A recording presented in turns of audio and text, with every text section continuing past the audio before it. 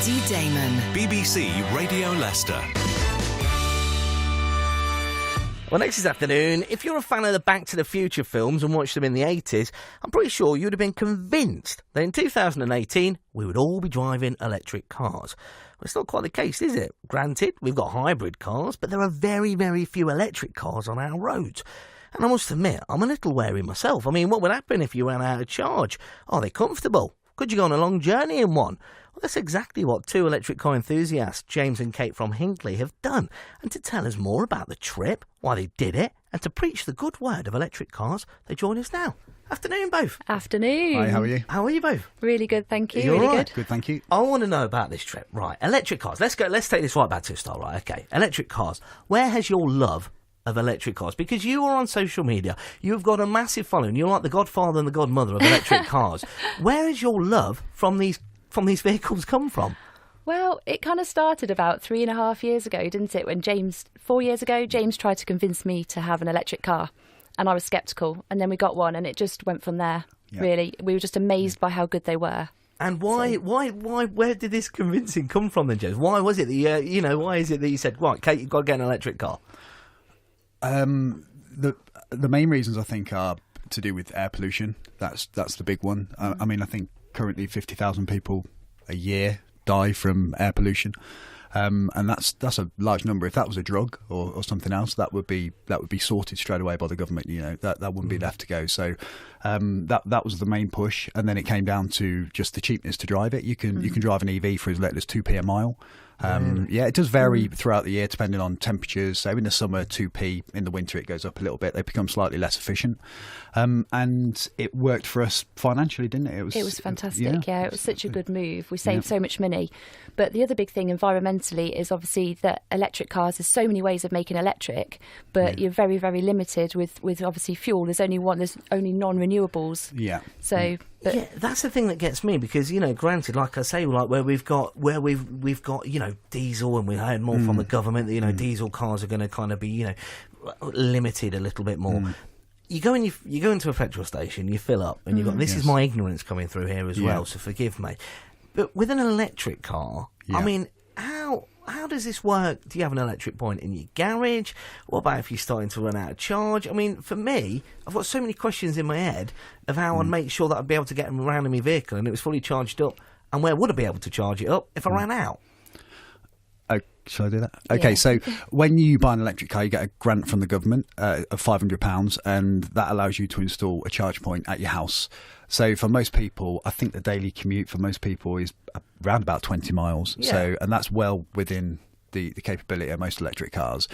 You come home at night, you simply plug it in, you forget about it. So when people say, how long does it take to charge? I tell them 20 seconds to plug it in, 20 seconds to unplug it. That's it. So while you're in bed sleeping, it's doing its thing. It's really... in terms of the charging infrastructure, it's come on so far. When we started driving electric cars, it was really quite bad. But it's become much more dense around the cities. I mean, Leicester has got quite a few. There's some up on Leicester Forestry Services. I think it's 4 up there, and all the way up the motorway networks. I mean, we've driven all over the country in some quite low range electric cars and managed it. And that was at the beginning, before when the infrastructure wasn't as good, and we drove all the way from Hinckley to John O'Groats. Orkney. To Orkney, in our Nissan Leaf. And we did run out of charge. It did happen. Yeah. But we find ways, and we ran it right down to the very, very limit. And it goes into a mode called turtle mode, and it restricts the power. And then you literally have to creep along. And we ended up rolling into a service station. But we made it, and we got there and we charged, and off we went. Now, the thing that I think is wonderful is that I heard about you. I should say that from your trip that you undertook last week to try and highlight, the use of electric cars, how easy they are, why people should be using them. And I thought, well, this is all very interesting. And then I saw, hang on a minute, James came from Hinckley as well, the land of milk and honey.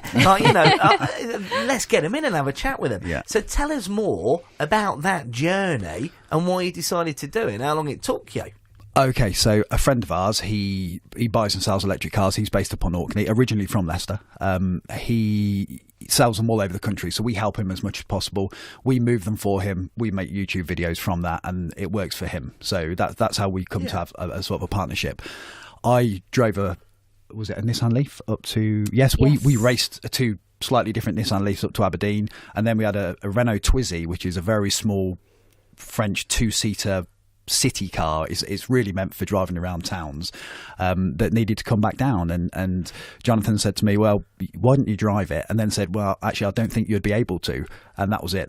For any male, that's a challenge. You cannot challenge James. You can't back down. I mean, any male would be the same. A female would simply say, that's ridiculous, let's get it recovered. That's pretty much what I said. A male. And that was it. The challenge was set. So no planning, just jumped in it, drove it back, and used the EV community on Twitter and social media to find charge points. And that's the thing, you can charge it anywhere there's a 3-pin plug, you just plug it in. So this is this is an impossible challenge, really. You were set this challenge to get an electric vehicle from Aberdeen back to Hinckley. Yes. Okay, now how much does a charge last for?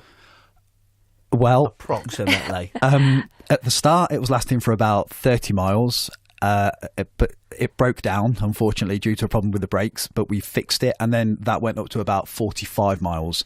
So not far. So I am not very good with geography, and I know that it's more than 45 miles from Aberdeen to Hinckley. Yes, it is. How many miles is that? How many 100 miles is that trip? Well, the route I had to take, because I wouldn't use the motorway network because it has a top speed of 52 miles an hour, so I just didn't think it was safe. It worked out to 526 miles. A long way. Yeah. You tapped into the community, like you say, the Electric Village community on Twitter and social media. They took you in. They charged your car up for you as well. Yeah. What was this like? What did you get from this journey? One, to prove Jonathan wrong. That's the main thing. But also, off the back of it, just to draw attention to electric cars. I mean, it's the most outrageous thing. Nobody in their right mind is going to do that, and that's not really what the car's meant for. So anybody looking at that saying it's a silly electric car, it's not the right car for that job. But it draws attention to it, and hopefully from that they'll see what we do, and they'll look at something else that we do that's more acceptable. Driving other electric cars that are longer range and comfortable. Some 7-seaters that you can drive all around the country for virtually pennies, peanuts. How long do you think it will be before we see more electric cars on the road? Because we don't see a lot of them, do we? They've massively increased. I mean, when we first got our Nissan Leaf, we were being watched and stared at by everybody, and we were being laughed at by our friends, calling it a milk float, which is another reason we went to John O'Groats in it. We were like, we're going to prove you wrong, and we did. But we see them all the time now. We don't really go on a journey now when we don't see another 1 or 2 electric cars on the road. And I think they are becoming more and more popular. As the range gets bigger, people have a lot of range anxiety. So with the smaller range batteries, people are thinking, I'm going to run out. But now they're getting better and better and better. I mean, our car does 240 miles to a charge. It's incredible, isn't it? But when you think about that, that's from our house to Dover.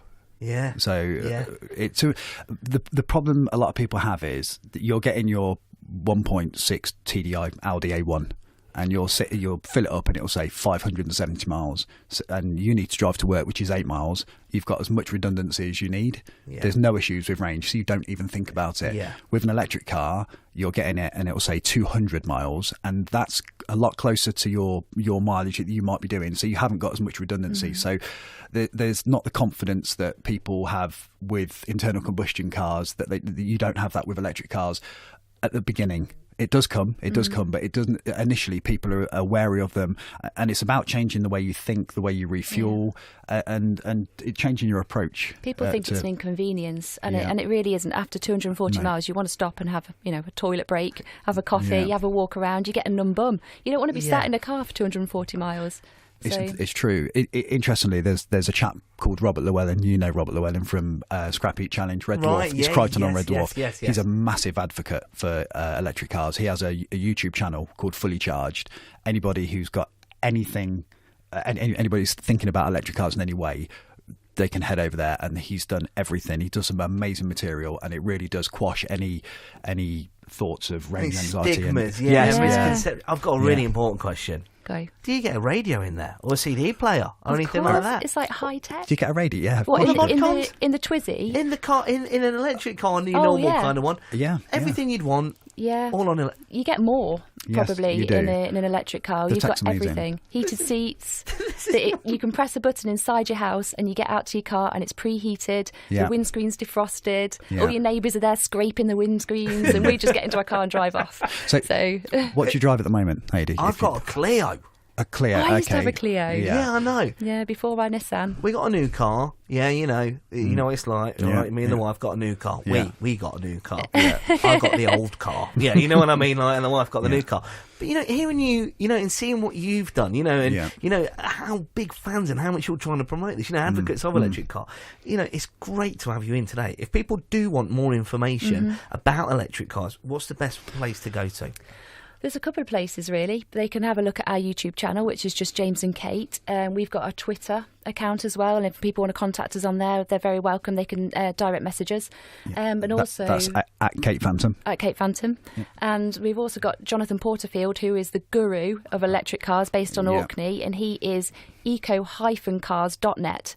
So that is a really good website to check out, and he will talk to people for hours if they want to about electric cars. He can talk.